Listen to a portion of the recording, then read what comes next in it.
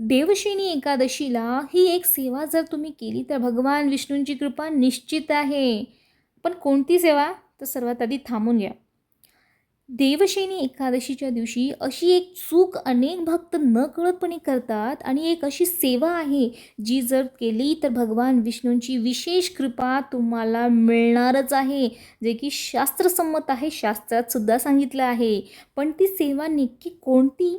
हा व्हिडिओ शेवटपर्यंत नक्की बघा, कारण शेवटी मी तुम्हाला एक असा उपाय सांगणार आहे जो फार कमी लोकांना माहीत आहे. तर आषाढ शुक्ल एकादशी म्हणजेच देवशयनी एकादशी. याच दिवशी भगवान श्री विष्णू क्षीरसागरामध्ये योग निद्रेत जातात आणि यानंतर चतुर्मास सुरू होतो. या दिवशी केलेली भक्ती, जप, दान आणि सेवा ही अनेक पटीनं पुण्यदायी मानली जाते. पण प्रश्न एक असा आहे की फक्त उपवास केल्याने हा पुरेसा आहे का? तर याचं उत्तर आहे नाही. शास्त्रानुसार या दिवशी भगवान विष्णूंना स्नान घालून चंदन, पिवळी फुलं, तुळशीपत्र आणि नैवेद्य आपल्याला अर्पण करायचं आहे. भगवान विष्णूंचा आवडता कलर हा पिवळा आहे. तर शक्य झालं तुम्ही स्वतः आषाढी एकादशीच्या दिवशी पिवळे वस्त्रे परिधान करा. भगवान विष्णूंना पिवळे वस्त्र तुम्ही घाला. त्यानंतर पिवळे कलरचे जसं नैवेद्य आहे, पिवळी केळी आहे, पिवळ्या कलरचे पेढे आहेत, अशी पिवळ्या कलरचं नैवेद्य त्यांना अर्पण करा.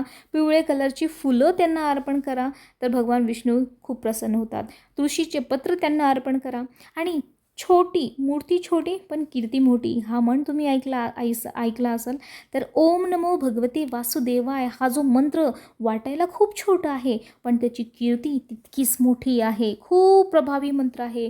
तर असा हा छोटा मंत्र कमीत कमी 108 वेळा करायचा आहे आणि जास्तीत जास्त अनलिमिटेड. उठता, खाता, बसता, झोपता ज्या कामं तुम्ही करता त्यासोबत ओम नमो भगवते वासुदेवाय, ओम नमो भगवते वासुदेवाय या मंत्राचा सतत जाप तुम्हाला करत राहायचं आहे. बघा मग तुम्हाला काय याचा रिझल्ट भेटणार आहे.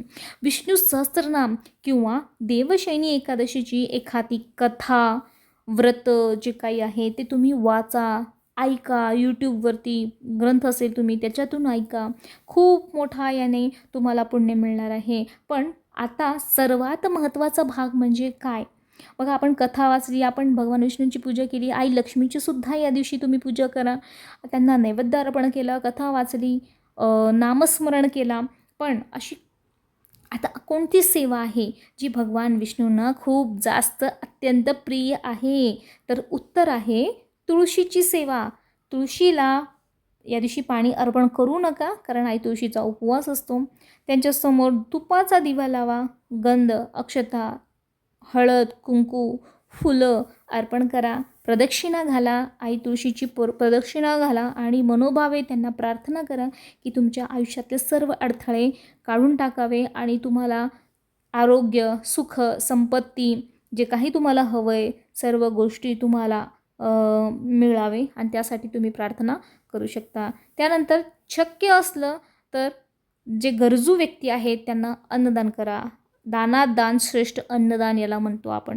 तर अन्नदान करा, कारण अन्नदान आणि तुळशीची सेवा ही भगवान विष्णूंना अत्यंत प्रिय आहे. तर अन्नदान करायला विसरू नका. वस्त्रदान आहे, अन्नदान आहे, कोणत्याही प्रकारचं दान आहे ते या दिवशी आवर्जून करा. आणि आता तो एक गुपित उपाय जे तुम्हाला मी सांगणार आहे.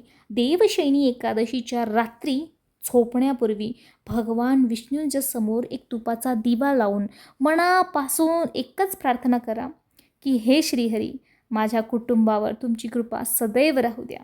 माझ्या सर्व संकटाचे तुम्ही निवारण करा.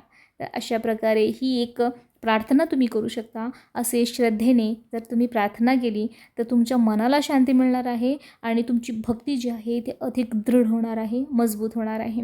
जर तुम्हालाही भगवान श्री विष्णूंवरती श्रद्धा असेल तर कमेंटमध्ये नक्की लिहा ओम नमो भगवते वासुदेवाय. श्री स्वामी समर्थ. व्हिडिओ आवडला असेल तर लाईक करा, शेअर करा आणि असाच धार्मिक व्हिडिओ पाहण्यासाठी चॅनलला सबस्क्राईब करायला अजिबात विसरू नका. जय श्री स्वामी समर्थ महाराज की जय. कमेंटमध्ये नक्की लिहा श्री स्वामी समर्थ. तुमचे जे काही रिलेटिव्स वगैरे आहेत त्यांना हा व्हिडिओ नक्की शेअर करा आणि जास्तीत जास्त व्हॉट्सअप, इन्स्टा, फेसबुक जो काही सोशल मीडिया आहे सगळीकडे ही सेवा सगळ्यांना सांगा. कारण स्वामी म्हणतात ना, कर भला तो हो भला. स्वामी मार्गावर सुद्धा 80% आपला जनकल्याण आहे आणि 20% हा फक्त अध्यात्म आहे. तर स्वतः तर अध्यात्म हा स्वतःची प्रगती करा आणि त्यासोबत दुसऱ्यांचाही चांगलं करा. कारण कर भला तो हो भला. श्री स्वामी समर्थ.